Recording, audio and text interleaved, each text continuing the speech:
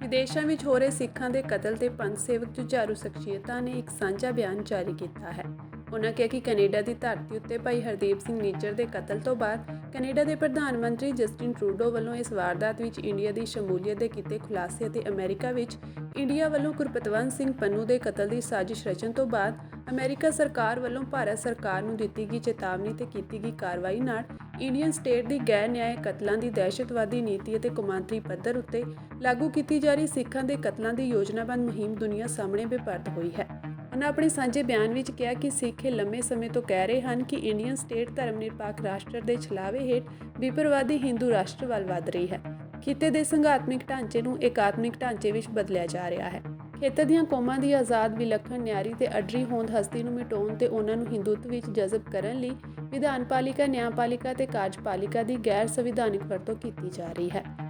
ਸਾਂਝੇ ਬਿਆਨ ਵਿੱਚ ਉਹਨਾਂ ਅੱਗੇ ਕਿਹਾ ਕਿ ਪੰਜਾਬ ਦੇ ਖਿੱਤੇ ਵਿੱਚ ਆਪਣੀ ਮਹੱਤਵਪੂਰਨ ਭੂ ਰਣਨੀਤਿਕ ਸਥਿਤੀ, ਸਾਂਝੀਵਾਲਤਾ ਵਾਲੇ ਆਦਰਸ਼ਾਂ, ਨਿਆਂਕਾਰੀ ਰਾਜ ਪ੍ਰਬੰਧ ਦੇਣ ਦੇ ਇਤਿਹਾਸ ਅਤੇ ਸਾਂਝੇ ਸੰਘਰਸ਼ ਦੀ ਅਗਵਾਈ ਕਰਨ ਦੀ ਮੌਜੂਦਾ ਸਮਰੱਥਾ, ਜਿਸ ਨੂੰ ਹਾਲ ਹੀ ਵਿੱਚ ਹੋਏ ਕਿਸਾਨੀ ਅੰਦੋਲਨ ਨੇ ਸਪਸ਼ਟ ਕਰ ਦਿੱਤਾ ਹੈ, ਕਾਰਨ ਸਿੱਖ ਇੰਡੀਆ ਦੀ ਫਾਸੀਵਾਦੀ ਹਕੂਮਤ ਲਈ ਇੱਕ ਵੱਡੀ ਚੁਣੌਤੀ ਹਨ। ਸਿੱਖਾਂ ਦੀ ਇਸੇ ਸਮਰੱਥਾ ਤੋਂ ਭੈਭੀਤ ਹੋਈ ਇੰਡੀਆ ਸਟੇਟ ਸਿੱਖਾਂ ਉੱਤੇ ਹਮਲਾਵਰ ਹੋ ਰਹੀ ਹੈ। ਪੰਥ ਸੇਵਕਾਂ ਨੇ ਕਿਹਾ ਕਿ ਨਿੱਜਰ ਅਤੇ ਪੰਨੂ ਮਾਮਲੇ ਤੋਂ ਸਾਫ਼ ਹੁੰਦਾ ਹੈ ਕਿ ਜਿੱਥੇ ਇੱਕ ਪਾਸੇ ਭਾਰਤ ਸਰਕਾਰ ਜਰਾਇਮ ਪੇਸ਼ਾ ਲੋਕਾਂ ਤੇ ਸੰਗਠਿਤ ਤੌਰ ਉੱਤੇ ਮੁਜਰਮਾਨਾ ਕਾਰਵਾਈਆਂ ਕਰਨ ਵਾਲੇ ਅਨਸਰਾਂ ਤੋਂ ਪਹਾੜੇ ਉੱਤੇ ਸਿੱਖਾਂ ਵਿਰੁੱਧ ਦਹਿਸ਼ਤੀ ਕਾਰਵਾਈਆਂ ਕਰਵਾ ਰਹੀ ਹੈ, ਉੱਥੇ ਦੂਜੇ ਪਾਸੇ ਖਾਲਿਸਤਾਨ ਦੇ ਸੰਘਰਸ਼ ਨੂੰ ਇਹਨਾਂ ਮੁਜਰਿਮ ਅਨਸਰਾਂ ਨਾਲ ਜੋੜ ਕੇ ਬਦਨਾਮ ਕਰਨ ਲਈ ਭੰਡੀ ਪ੍ਰਚਾਰ ਦੀ ਦੋਹਰੀ ਨੀਤੀ ਵੀ ਲਾਗੂ ਕਰ ਰਹੀ ਹੈ।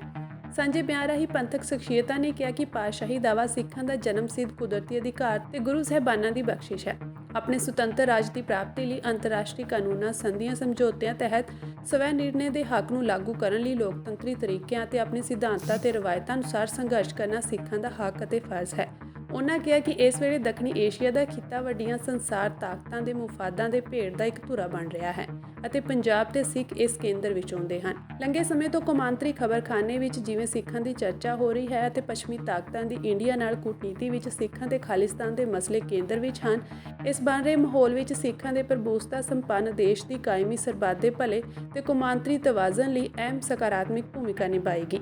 ਮੌਜੂਦਾ ਸਮੇਂ ਵਿੱਚ ਸਿੱਖਾਂ ਦੇ ਕਰਨਯੋਗ ਕਾਰਜਾਂ ਬਾਰੇ ਪੰਥ ਸੇਵਕਾਂ ਨੇ ਕਿਹਾ ਕਿ ਇਸ ਵੇਲੇ ਸਿੱਖਾਂ ਨੂੰ ਆਪਸੀ ਇਤਫਾਕ ਬਣਾ ਕੇ ਮਜ਼ਬੂਤੀ ਨਾਲ ਇੰਡੀਅਨ ਸਟੇਟ ਦੀਆਂ ਵਿਉਂਤਬੰਦੀਆਂ ਦਾ ਟਾਕਰਾ ਕਰਨ ਦੀ ਲੋੜ ਹੈ। ਸਿੱਖਾਂ ਨੂੰ ਆਪਣੀ ਅੰਦਰੂਨੀ ਕਤਾਰਬੰਦੀ, ਗੁਰਮਤਿ ਅਤੇ ਪੰਚ ਪ੍ਰਧਾਨੀ ਪ੍ਰਣਾਲੀ ਅਨੁਸਾਰ ਕਾਇਦਾਬੰਦ ਕਰਨ ਦੀ ਲੋੜ ਹੈ। ਅਸੀਂ ਇਸ ਦਿਸ਼ਾ ਵਿੱਚ ਯਤਨਸ਼ੀਲ ਹਾਂ ਤੇ ਸਮੂਹ ਸੁਹਿਰਦ ਸਿੱਖ ਧਿਰਾਂ ਨੂੰ ਸਮੇਂ ਦੀ ਨਜ਼ਾਕਤ ਨੂੰ ਸਮਝਦਿਆਂ ਆਪਸੀ ਇਤਫਾਕ ਬਣਾ ਕੇ ਮੌਜੂਦਾ ਹਾਲਾਤ ਵਿੱਚ ਸਿੱਖਾਂ ਦੀ ਬਿਹਤਰੀ ਯਕੀਨੀ ਬਣਾਉਣ ਲਈ ਏਕਾ ਸਿਰਜਣ ਦੀ ਬੇਨਤੀ ਕਰਦੇ ਹਾਂ।